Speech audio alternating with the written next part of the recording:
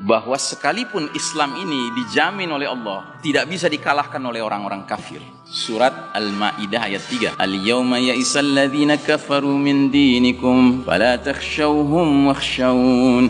Pada hari ini orang-orang kafir sudah berputus asa mengalahkan din kalian, agama kalian al-Islam ini. Karenanya jangan takut pada mereka, kata Allah, tapi takutlah kepadaku. Tapi ingat, putus asa melawan apa? Melawan din ini. Bukan putus asa melawan kaum muslimin, tidak.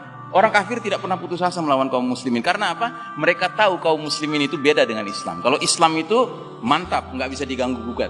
Tapi kalau kaum muslimin itu bisa kuat, bisa lemah. Ya.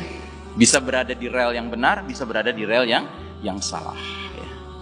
Nabi pernah menyampaikan satu hadis tentang ajaran Islam yang karena umatnya itu lemah, kemudian ajaran itu sendiri mengalami pelunturan, pelan tapi pasti. Bagaimana kata Nabi? La tunqadanna ural islami urwatan urwatan. Fa kullaman taqadat urwatun tashabbatha an-nas billati taliha. Fa awwaluhunna naqdan al-hukmu wa akhiruhunna as-salat. Jadi Nabi kita bersabda, ikatan Islam ini akan terurai simpul demi simpul.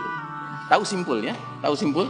Simpul tali. Nabi menggambarkan Islam ini seperti kumpulan ikatan yang sudah mantap, tapi dia bisa terurai. Dan kalau dia terurai itu simpul demi simpul, satu demi satu. Setiap satu simpul terurai, manusia bergelayutan pada simpul berikutnya. Itu terurai, simpul berikutnya. Itu terurai, simpul berikutnya. Nah, urutannya bagaimana? Yang paling awal akan terurai adalah urusan hukum, dan yang paling akhir terurai adalah urusan salat. Nah, semenjak runtuhnya tatanan Islam, sistem iman dan tauhid tahun 1342 Hijriah, persis 100 tahun dari kita sekarang pakai kalender Hijriah, apa yang terjadi? Di negeri-negeri kaum muslimin yang paling awal berubah adalah hukum. Tadinya hukum Allah yang berlaku, mulai hukum sekuler yang berlaku. Dan yang lebih menyakitkan, hukum yang berlaku seringkali adalah hukum mantan penjajahnya.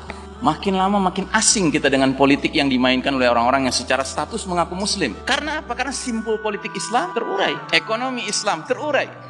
Bahkan di negeri muslim diperkenalkan ekonomi ribawi, ya, musuhnya Allah dan Rasulnya, berperang dengan Allah dan Rasulnya. Terus pelan, simpul demi simpul lepas, ya. Kemudian simpul budaya, seperti antum kalau menikmati hiburan berkuda, itu kan ingat Nabi, ingat para sahabat, ya kan, itu zikrullah, mengingat Allah, mengingat jihad fisabilillah. Terus simpul budaya lepas, simpul pendidikan lepas, ya. Pendidikan sekarang sudah bukan pendidikan Islam, pendidikan sekuler. Terus satu demi satu, simpul medis terlepas, ya. Bahwasanya wa idza maridtu fahuwa yashfi. Kalau aku sakit, Allah yang menyembuhkan. Sehingga kalau pasiennya sembuh, tidak ada tabib yang begini, aku yang menyembuhkan, tidak ada.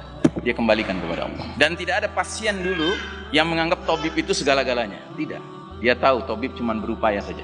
Tapi dalam medis modern sekarang ini, dokter seolah-olah menjadi penentu segala-galanya. Sampai berani mengatakan maaf setelah lihat diagnosa paru-paru Anda, jantung Anda, umur Anda tinggal 3 bulan. Jadi satu demi satu simpul lepas. Nah, yang paling mengerikan, sekarang di depan mata kepala kita sendiri kita sedang menyaksikan simpul sholat diacak-acak. Bayangkan, kok bisa umat Islam sekarang seperti lupa dengan ilmu yang selama ini sudah ditanamkan, bahwasanya ibadah mahdoh semuanya haram, kecuali yang dicontohkan oleh Nabi SAW. Hakikatnya begitu. Makanya Nabi mengeluarkan hadis yang terkenal sekali, "Shallu kama ra'aitumuni usolli." Salatlah kalian sebagaimana kalian lihat aku salat. Dan itu bermakna apa? Salat berjamaahlah kalian sebagaimana kalian lihat aku dan para sahabatku salat berjamaah. Dan belum pernah ada dalam sejarah Islam taun sedahsyat apapun menyebabkan masjid-masjid kemudian berubah salat berjamaah. Belum pernah ada kejadian. Tapi sekarang umat Islam sendiri, ulamanya sendiri yang teriak-teriak hendaknya jaga jarak. Padahal hadisnya sangat jelas.